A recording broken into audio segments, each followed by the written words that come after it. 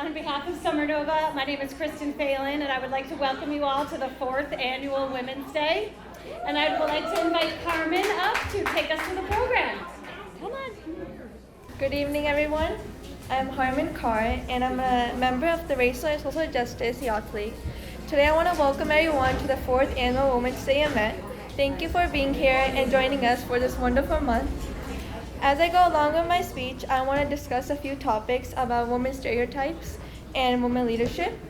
I feel like there are a lot of stereotypes about women, which I would like to dispel. One stereotype I would say is how women can't engage in certain activities because they're considered male dominant. This discourages a lot of women from not being confident and not being able to go up and face a lot of problems. I feel like in the city we have a lot of examples, especially like our mayor, who broke a lot of these stereotypes and went up against a lot of things to get here. I feel like most women are considered to stay home as housewives or take care of homes because they aren't capable of going out and working and able to fulfill the needs of the houses.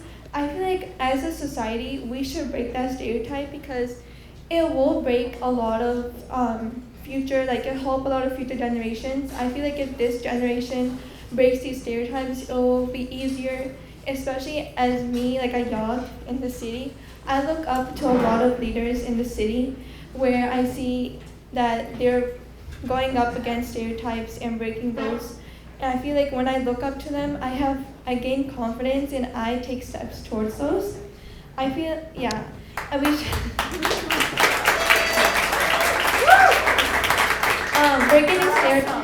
breaking these stereotypes, we can create a more inclusive environment that encourages more people to explore their passion regardless of gender.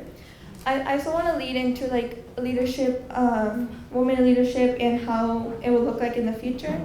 I'm hopeful that we are seeing more women breaking through barriers and taking leadership in various fields, despite that some are male dominant and we aren't allowed in those certain areas. But I feel like there's a long way to achieve equality leadership positions, but as a society together, we can stick together and follow our dreams and not stand back because something is considered something not for you. So, I just want to put that out there. I feel like everyone out here, we're doing all a really good job. You guys are motivating the yachts of the city. You are helping us move forward with our dreams. So yeah, I just want to say that everyone, Amanda, Mayor, everyone, these are great examples that we see every single day, and I'm really glad and I'm really thankful for having these people with us so we can, accomplish our dreams. So yeah, I just want to say thank you so much, and it's my pleasure to introduce Mayor Katjana Ballantyne.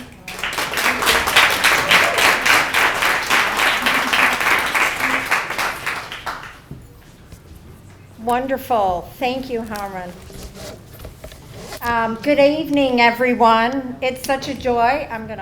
Let me move this. It's such a joy to be with you here tonight to celebrate Women's History Month. I want to offer a warm welcome to my fellow speakers and leaders in the city. Today we have Somerville City Council President and Ward 7 City Councilor Judy Pineda Neufeld. Somerville Commission for Women's Alex Barbette, School Committee Chair Alana Krepshin, and RSJ Director Amanda Najim Williams.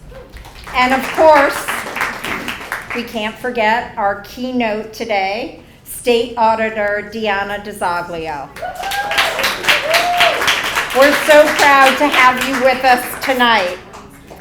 And I can just pause and note that it took 183 years of Somerville history to get all-female leadership in the city's top elected officials that I just listed. the mayor, city council president, and school committee chair. Let's hope it never takes that long again.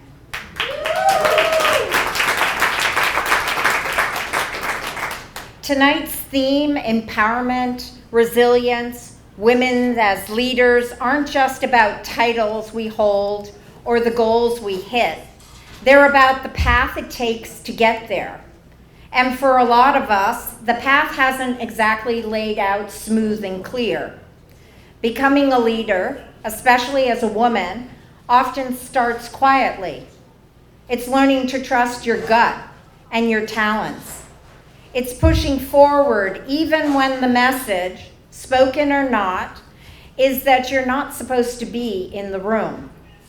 And every time we push forward, we make it a little bit easier for the person behind us.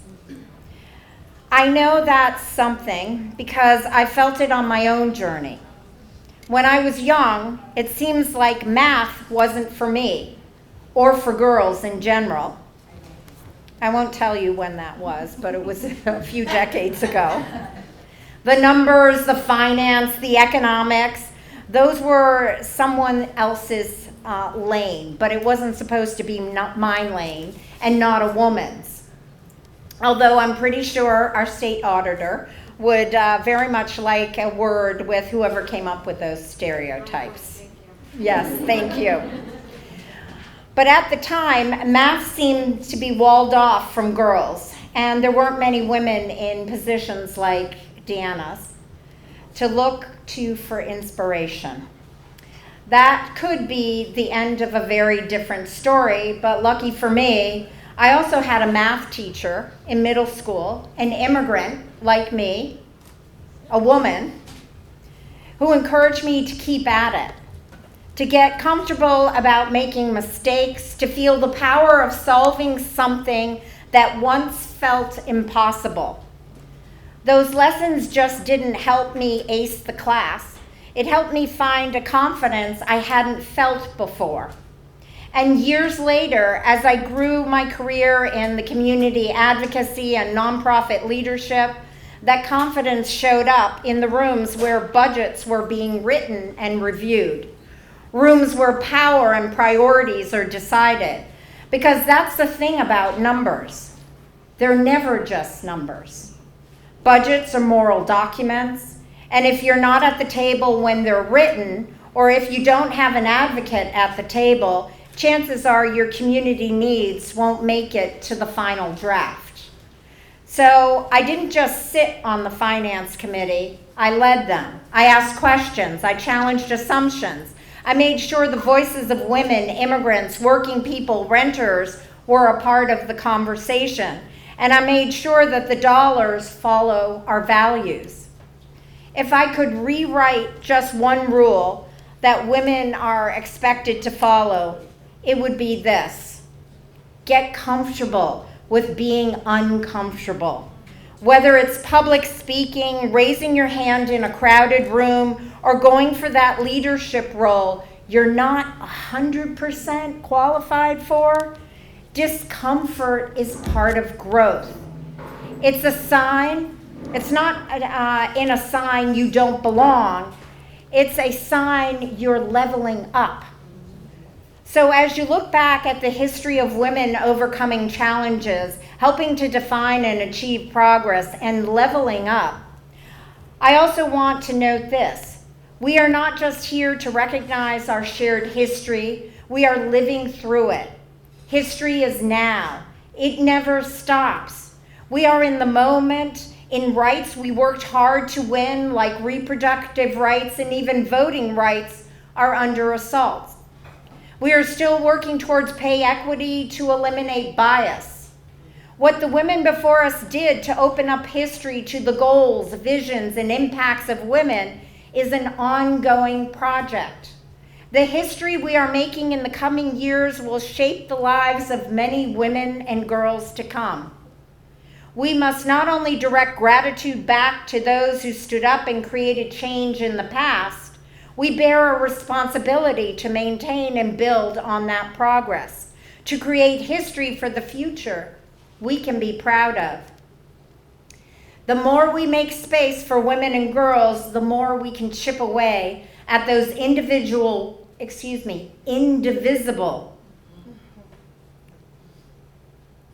rules that were never written for us in the first place. We can model what leadership actually looks like: collaborative, driven, value-based, and bold. And we can support each other as we lead in our homes, our communities, our workplaces, and yes, our governments. I want to end by thanking every woman in this room for the resilience you've shown.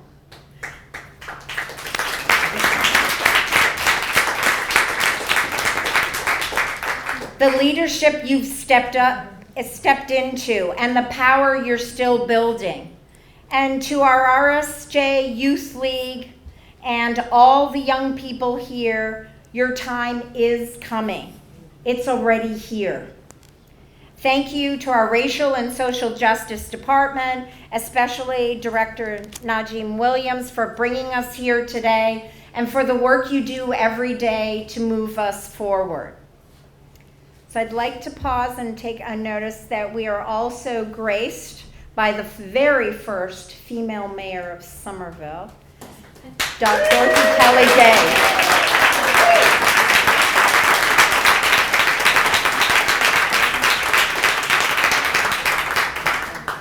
So it actually took, 180 years to have 2 women mayors in Somerville.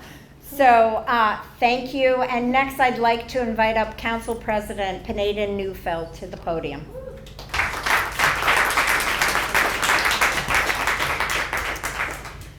Good evening, everyone. I'm so honored to be a part of a city where our school committee chair, our city council president, and our very own mayor are all women. Happy Women's History Month. I come to you not just as a woman. I'm the daughter of 2 immigrant parents. I'm Mexican American, I'm Jewish, I'm a runner, a consultant, small business owner, daughter, sister, wife, and mom to a very, very cute 2-year-old named Isaac. I grew up in Los Angeles in a traditional family led by my Mexican mother, where I was often told what I could or couldn't do because I was a woman or a girl. I remember the day I was packing to go to college. I had gotten into Tufts 3,000 miles away, and I was so excited about what the future held.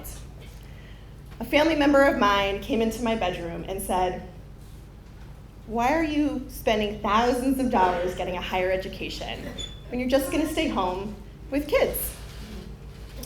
And I looked at them and I thought, well, I'd be a really well-educated mama. But also, there are more choices out there for me, and I want to know what those are. So I set out to prove them wrong. And prove them wrong, I did. When I became the executive director of a statewide political organization called Emerge Massachusetts, which trains women to run for office, I was told not to step on any toes of the men and the boys that ran the political scene in the city of Boston. I was told you can't recruit women in Boston because women can't win yet. This was when the city council was not what it looks like today. And I said, you know what? I'm gonna prove you wrong. And prove them wrong, I did.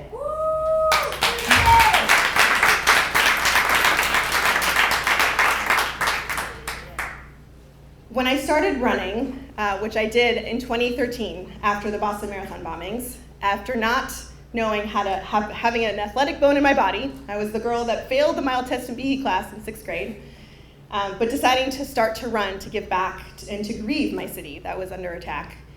I was told I wasn't a serious enough runner to ever train for a marathon. 4 marathons later, I sure proved them wrong.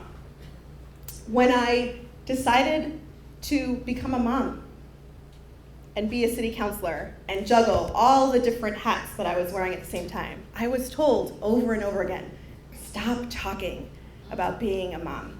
Stop talking about your kids when you're in public as a city councilor and elected official. But guess what? being a mom makes me a better city councilor. Being a mom makes me a better elected official. The issues in our city feel different as a mom today than they did 2 years ago when I was just waiting and waiting for my son to be born. The issues in our city are urgent for our kids, for our youth, for all of you in this room, and for future generations of Somervillians to come. So guess what? I talk about my kid a lot. He's really, really cute. It's hard not to. But it's because it makes me a better elected official, it makes me a better city councilor, and it makes me a better leader. So I want to leave you now with that piece of advice. Think about the naysayers in your life. Think about those that have told you what you can and can't do. Maybe because you're a woman, you're a young person, you're an immigrant, whatever identities that you hold and you cherish. And prove them wrong. Because when we think about that powerful phrase, being the change that we want to see in the world, it's up to us to model that. It's up to us to decide to step into that strength that we know that we have. It's up to us, again, to prove them wrong. So thank you for being here, and thank you. Thank you for supporting all of us in this room. Thank you for supporting the women and girls in your life. And I'm very excited to welcome the Somerville Commission for Women Commissioner, Alex Barbat.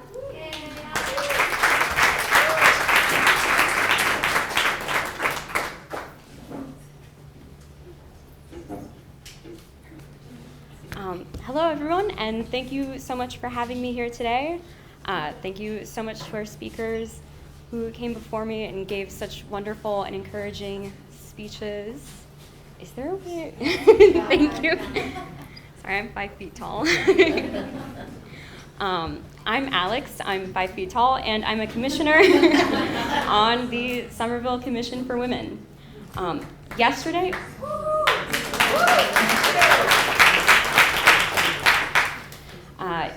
marked Equal Pay Day in the US, which was established in 1996. That was a year before I was born. You guys are learning so much about me tonight. Zillennials, like myself, are lucky to have grown up in a culture that taught us the importance of our right to equal pay for equal work. But despite the fact that I've grown up in a world that has had Equal Pay Day for so long, women are still not being fairly compensated for their work. Unequal pay is an issue of policy and systemic practices that continue to undervalue the work women are doing in our communities. And I want to encourage us all to become advocates in the fight for pay equity. When I was in high school, I fell in love with advocacy. The thought that people could come together to fight for a cause and fight to change things in their community and better it because they all cared deeply enough about something was deeply moving to me. I became a volunteer with a local advocacy group fighting to improve LGBTQ rights in my community and learned some truly valuable lessons about community engagement. When I started college, I began working with our local Planned Parenthood to advocate for reproductive justice in my community. It was an incredibly valuable learning experience, and I knew that after I finished school, I wanted to continue this work and start a career in advocacy and nonprofit. The nonprofit industry is, by most definitions, a pink-collar industry, meaning that it's an industry that's largely female-dominated. About 70% of nonprofit staff members nationwide are women. Careers in nonprofit, while fulfilling, are also known to have low pay, involve high degrees of caretaking, and feature extremely high rates of burnout. And despite all that, they are some of our most important services in our communities. They serve absolutely essential roles and functions. The thing about pink-collar industries is that they have been historically undervalued. Pink-collar workers are our teachers, our social workers, our caregivers, and service workers.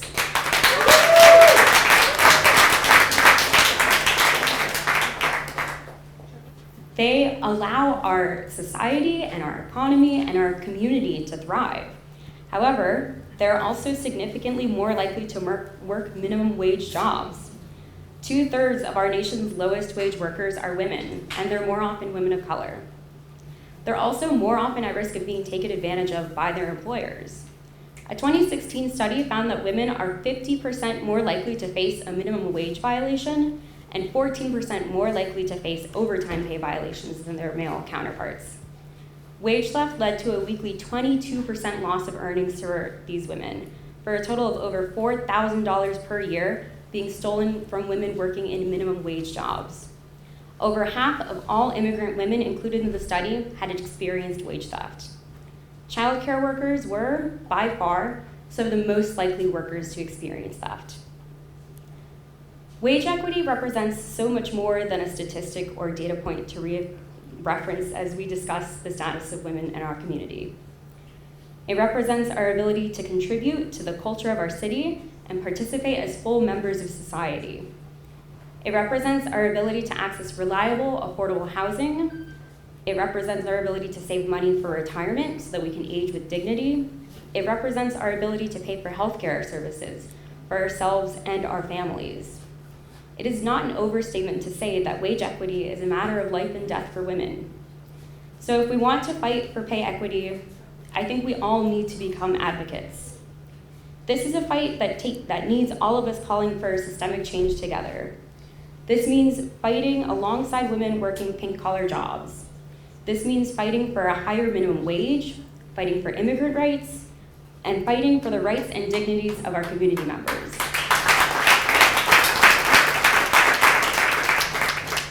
This is a fight that's won when we band together and demand our rights as workers, as women, and as people, not just for ourselves, but for each other.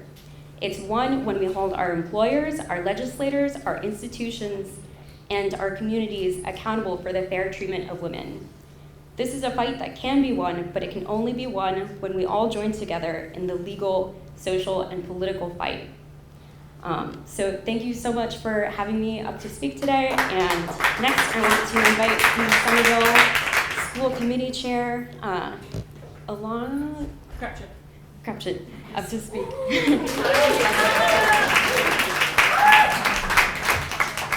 I am just a little bit taller. Is that good? Okay. Good evening, everyone. Thank you for joining us tonight and to the Somernova team for hosting this wonderful event. My name is Alana Crepshin, and I am the chair of the Somerville School Committee.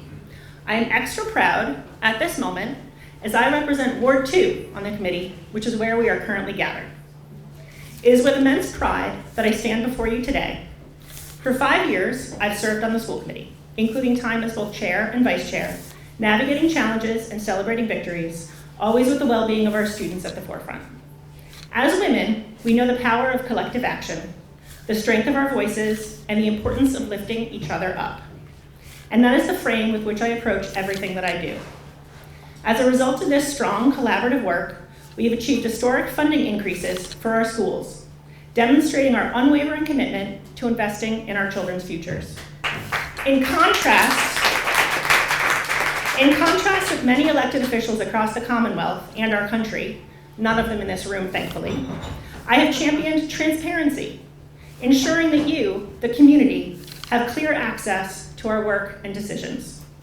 We successfully negotiated union contracts that included landmark provisions for paid parental leave, recognizing the invaluable role of mothers and caregivers in our community. And we secured significant wage increases for our paraprofessionals, most of whom are women, ensuring they are valued and supported. For this session, I was asked, what's a piece of advice that you wish you could give to your younger self?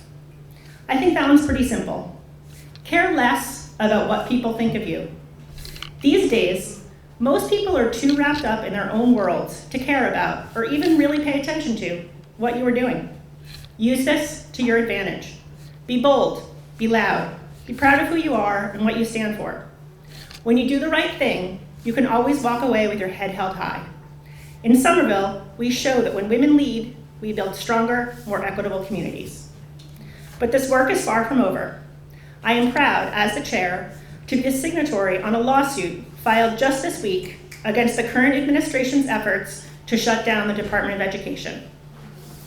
Over these next few years, we're going to have to remain strong and united in continuing this fight for our children's future. I believe in the power power of women to lead, to advocate, and to create change. I believe in the potential of every child in Somerville to see themselves in the curriculum and believe that they can achieve great things.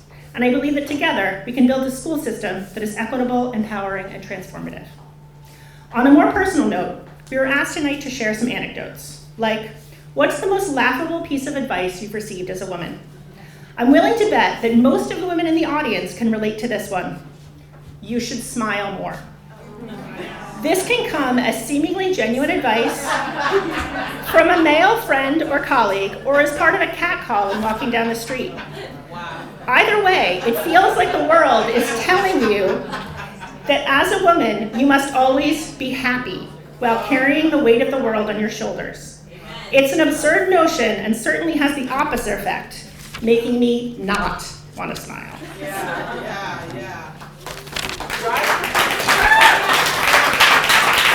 In thinking about the question, when in your career did you find it really hard to be a woman in a professional setting, and what did you do to overcome it? I'll share a little about being a visual artist. That's what I do in addition to being on the school committee. This is a fascinating field in that far more women are artistic and involved in many crafty pursuits, but the most successful artists are usually men. I don't have a magical answer for how to overcome this. My tactic has simply always been to power through, keep trying, and never be discouraged by rejections or setbacks.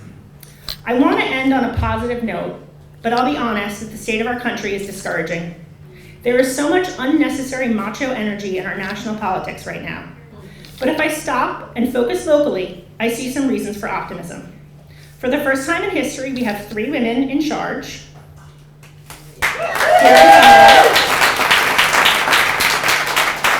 Somerville is fighting against the bullies in Washington. We must continue to leverage our local strength and lean on each other. We have the courage to fight the good fight. And next up, I want to introduce the Director of the Department of Racial and Social Justice, Amanda Nadine-Williams.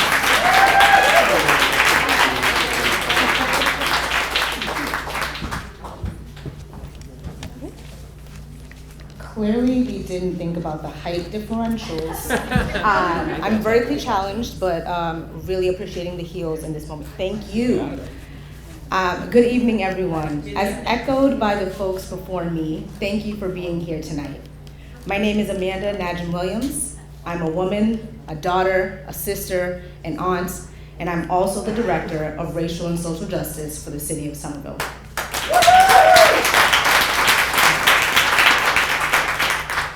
These intersecting identities inform how I show up, how I'm seen, and experience the world every single day.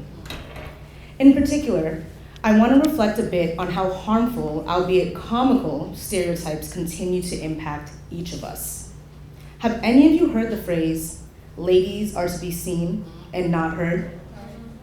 I have. Yes. I've heard it from loved ones and strangers in discussions about what's appropriate behavior for me. I've also heard it in more subtle and covert ways in the tone that folks chose to use with me, and the varied ways that I'm addressed, and by the lack of grace that's extended in moments of confusion. This phrase aims to diminish the value that women hold. The expectation is that women shouldn't speak up or take leadership roles or have opinions in fear of ruffling the feathers of the status quo. The irony of this statement is that it's in direct opposition to the experiences I've had, and I'd imagine many of you too. I've often been on the front lines advocating for myself and others. I've often been relied on to provide the solutions to problems that I didn't create. And all the while, there's an expectation that I do so without showing the true toll. In my experiences as a Black woman, there's an unsaid expectation that we are to be strong, adaptable, and agreeable in the face of hardship or disrespect. The sheer thought or indication of vulnerability is often met with hostility. Statements such as ladies are to be seen and not heard dehumanizes our collective experiences as women. It strips away at our humanity and it others us, pulling us further and further apart. And while our experiences do not need to be the same, to be able to empathize with the struggle It is important that we right these wrongs and do better for ourselves and for those coming behind us. I'm hopeful by seeing your faces here tonight and in hearing from all of our speakers. I'm reminded that everyone has a story, and we all have a role to play in creating and maintaining a more just, compassionate, and equitable world. Let's create spaces together that seek to understand and remember that all people, but in particular women, are deserving of humanity, compassion, respect, joy, and most importantly, fun and community like we are sharing in together here tonight. Thank you for allowing me to share the space with you this evening. It is now my pleasure to introduce our final speaker of the evening, Massachusetts State Auditor Diana DeZoglio.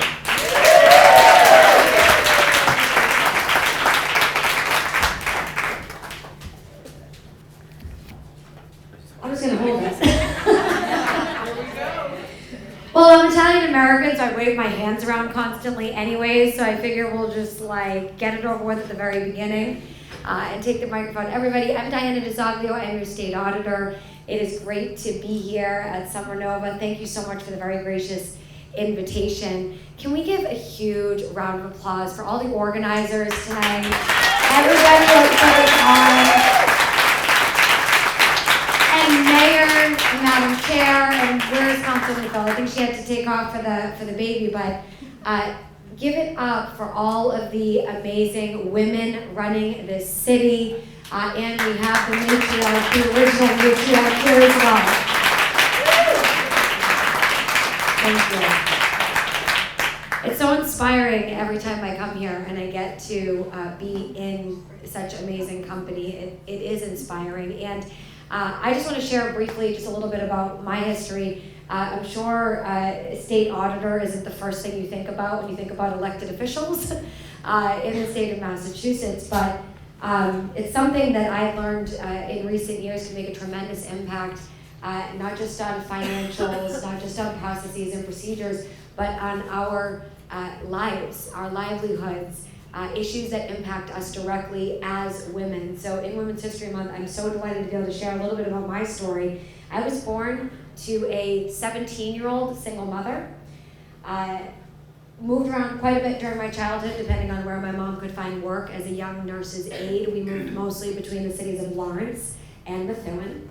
I was deemed a homeless student by my school system, and ended up going through some challenging times, survivor of childhood sexual abuse, survivor of domestic abuse, much like many women who are not financially independent, right? And seeking opportunity, seeking hope. My mom worked really hard. I ended up graduating from our local public school system with the help of community folks who came together, my aunts, my cousins, and other women in the community who helped my mom to be able to make ends meet. And from there, I ended up going off to Middlesex Community College, which was an associate's degree that I could afford, thanks to our state's investments in families like mine, for our community colleges. From there, I ended up going to apply to different colleges, and thanks to a woman mentor of mine, a professor who I happened to get at Middlesex Community College, who happened to be the chair of the honors department, investing her time into mentoring me, she recommended that I apply to a place that I had never heard of before. It was called Wellesley College. It's a women's college, just for anyone who hasn't heard of it. But I had never heard of it before, and she told me to apply to this college, and she said, you need to go there. And I said, well, isn't that some girls' school? And she was like, it's a women's college, you're welcome. Educated me on some of the opportunities that were there, and really, really pushed me to apply. And against my better judgment, I did what she told me. I did apply, I got accepted, I got a full scholarship, and I became the first in my family to graduate. Thanks to that wonderful woman. And thanks to her investments and seeing that potential in me that I couldn't see in myself. During that time period, I was looking for a job. When I ended up getting ready to graduate, I actually got interviewed by somebody at the Massachusetts State House. Now, during that time, I was working at nonprofits. I was serving at the United Teen Equality Center in the city of Lowell as their cultural arts coordinator. And I was also working at places like Girls Inc., helping to run some of their after-school programs with the younger girls in the community.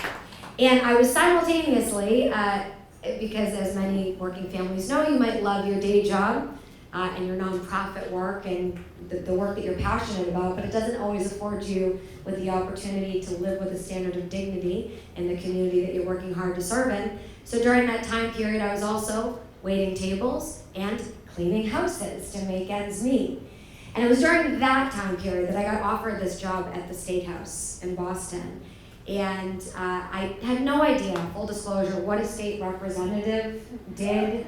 I didn't, legislature was not part of my vocabulary. Constituent was not a word I had ever heard of before.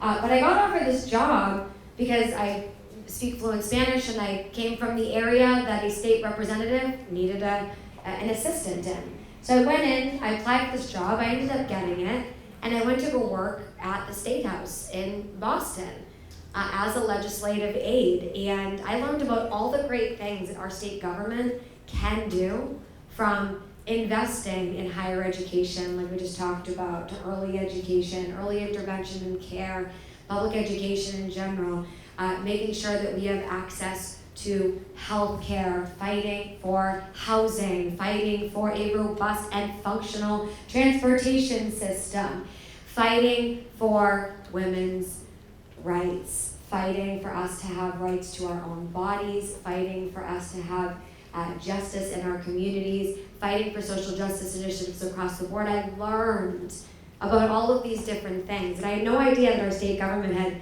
anything to do with prior to that time. But I also, during my short time working at the State House, as a younger woman in my 20s at the time, so just about like 2 years ago. Thanks for not laughing right away, I appreciate that. I was a younger woman in my 20s, this was quite a while ago, I'm 41 now. And I was working in the State House as a legislative aide, and I learned about the flip side of how our government can operate when there's no accountability. I was sexually harassed while working in our own State House in Boston. And the way that they thought it was appropriate to deal with that harassment, to make it stop happening, was to fire me. That way the problem would just go away. But they didn't just fire me from my position due to the sexual harassment. They also, on my way out the door, before I was allowed to collect a 6-week severance package out of about $30,000 a year salary, they required, in order just to collect that severance package, that I sign away my right to talk about what I'd seen, witnessed, or experienced in that building among some of the most powerful politicians in Massachusetts by signing a taxpayer-funded non-disclosure agreement. But I didn't let them get rid of me or keep me quiet. I didn't leave state government like they told me to do, Mayor. I instead decided to run for state rep myself, and a little over a year later, made my way back into that same chamber that dismissed me as the youngest woman serving in the House of Representatives.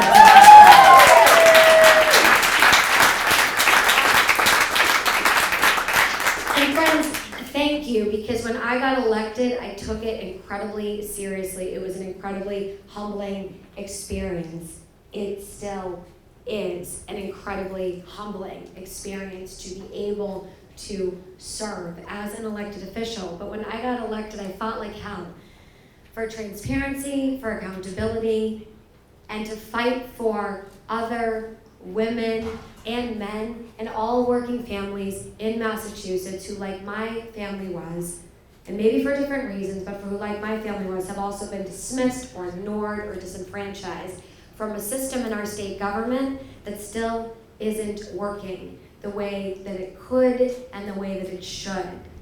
And I took on that battle regarding the abuse of those non-disclosure agreements. Now, y'all remember non-disclosure agreements from the Me Too movement, right?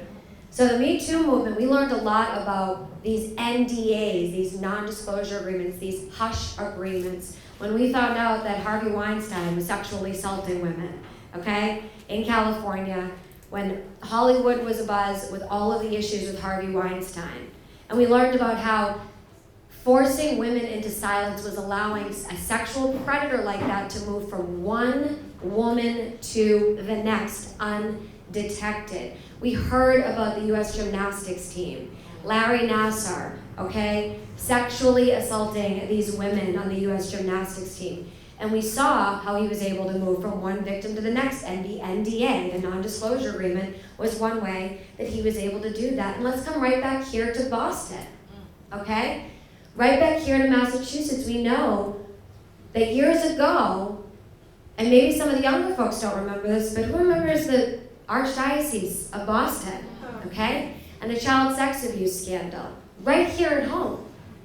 The tool that they used to silence child victims of sexual abuse was the NDA, silencing families about what they had experienced and the trauma that they had endured to allow those predators to move from one child victim to the next. And I found out that these same non-disclosure agreements were being abused in our own state government using our tax dollars. And I fought like hell against their abuse in the House of Representatives and called for changes in how our legislature is allowed to use our tax dollars when it comes to the potential silencing of victims of harassment, discrimination, or abuse of any kind in state government. And when they didn't listen to me there after 6 years of service in the House of Representatives, I ran for the state Senate, where I got elected to the state Senate and served there as the youngest woman serving in the Senate for 4 years, fighting that battle, until I eventually ended up running for state auditor, and now I am serving as your youngest constitutional officer in the Commonwealth of Massachusetts. Fighting this fight still against the abuse of our taxpayer dollars, and took that work that I did in the legislature advocating for reforms on that issue and parlayed that in this role into auditing how many times those non-disclosure agreements have been used across our executive branch agencies. And we just released an audit report out of the Office of State Auditor that shined a light on how in about $40 million of settlement agreements, many times confidentiality clauses and non-disclosure agreements using your tax dollars have been being abused to cover up harassment, discrimination, and abuse across our state agencies. And our office released a report on that recently. And when we did, our governor read the report, took immediate action, and banned the use of non-disclosure agreements across all of our executive branch agencies here at Massachusetts. Friends, this is just one of the things that the Office of State Auditor does when we conduct these audits. This is just some of the work that I do as your state auditor, but I wanted to touch on this in particular, because this is a really, really important theme that a lot of the women have already touched on here tonight. Okay, it is about the power of our voice, the power of our story. Why are those non-disclosure agreements used? And why are they likely, especially in the private sector, when we talk about these sex harassment, sexual assault cases, they're clearly, when we found out during the Me Too movement, disproportionately impacting women, used to keep women quiet, used to keep us in our place, to be seen but not heard, right? Yes. Because what are we supposed to do, Madam Chair? We should just be all the time happy and smiling. And of course we want to bring our joy into the room, and of course we want to bring our passion and what we're happy about into these conversations. But we also should be allowed to bring our passionate advocacy alongside of that and speak truth to power. And yes, power many times is a group of men. It just is.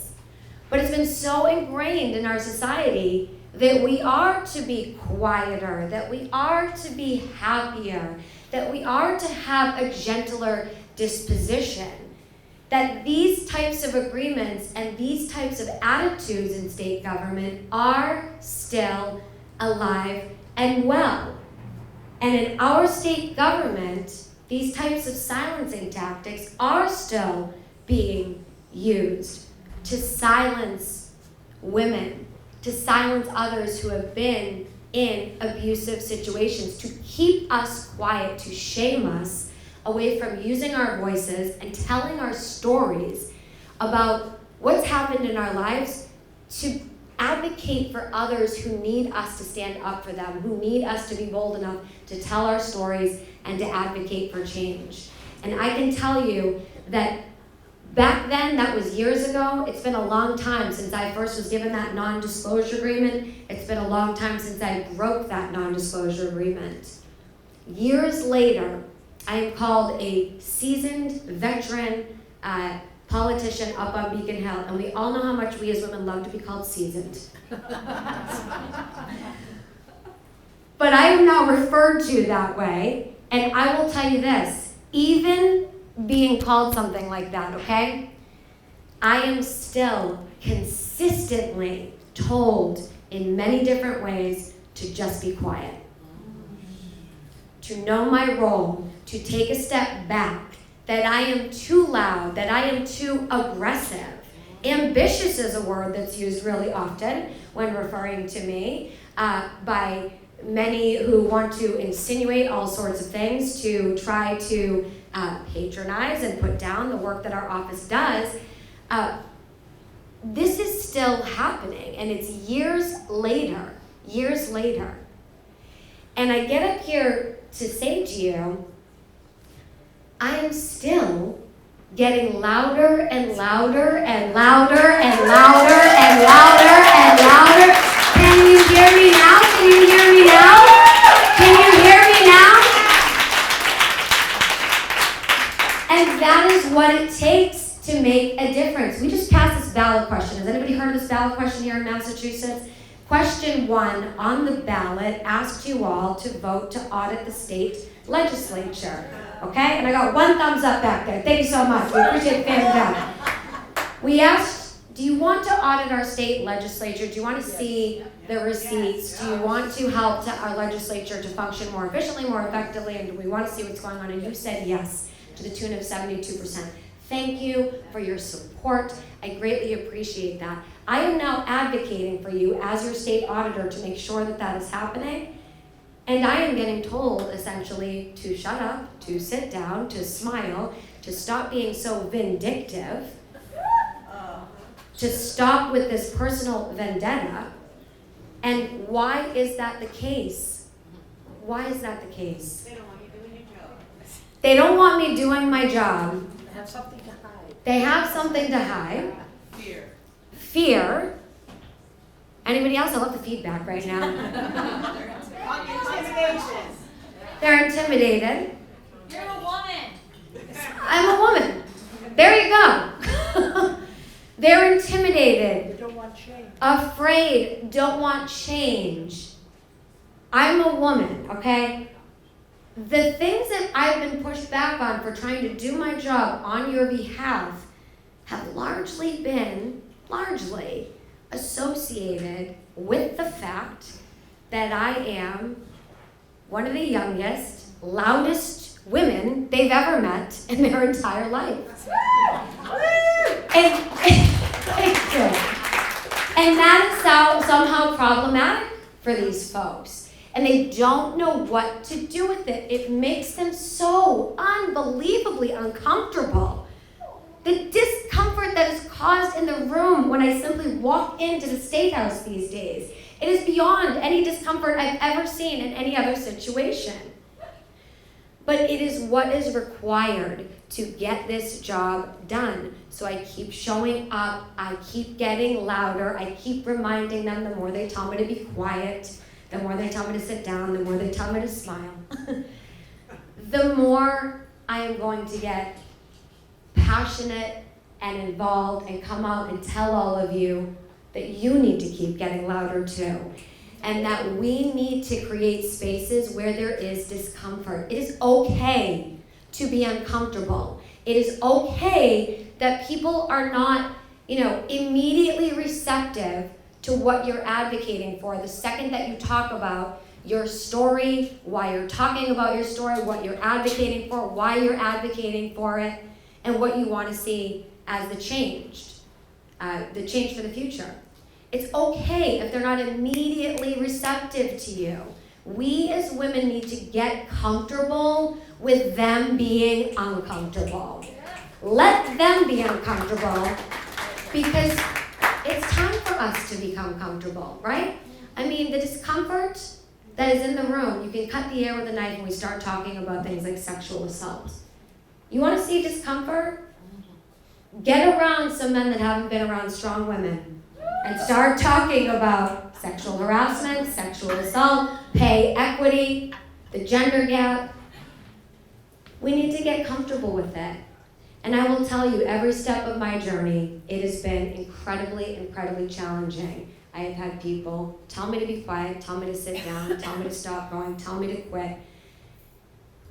And I've had to wake up every day and consciously make the decision that I'm not quitting today. Because there are too many other women who need to hear that they can do it, that they can be the change. And that there is a reason to keep going. And I'm asking everyone here today, look, we came through the pandemic cycle, and it was very challenging. And we had a lot of mental health challenges during that time, a lot of us. And I'll be the first to admit it was hard. We came out of it, but people are still struggling. People are still struggling in isolation, struggling with loneliness, struggling with feeling detached, struggling with feeling like they don't have supports, like no one cares about them, like no one cares about what happened to them. It is up to us as women to stick together, to support one another, to uplift each other, to make sure that we are caring for each other in this community. And to be, and I will end with this corny statement, but to be the change that we want to see in the world. I know so many people who have said, I've never really found quite the mentor that I needed. I had a couple of mentors here, a couple of mentors there. I never really found somebody that was my person that I could always rely on. Didn't find that mentor. Be that person. If you didn't have that mentor, be that mentor to somebody else. Be that shoulder for someone else to cry on, to lean on, to talk to motivate, to inspire them, to tell them they can keep going. It is up to us, and that's why I love these Women's History Month events, because we can forget through the year that we need to come together, but when we come together like this, we remember that we do have each other's backs, that we need to have each other's backs, that sometimes we're struggling, but we're here for each other. We all showed up tonight. And we're going to keep showing up thanks to organizations like Somernova. So thank you so much. Happy Women's History Month. Keep going. Keep inspiring each other. And I love you all.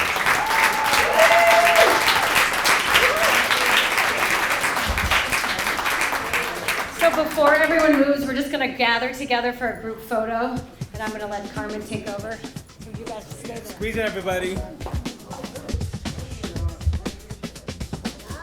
Everyone smile more.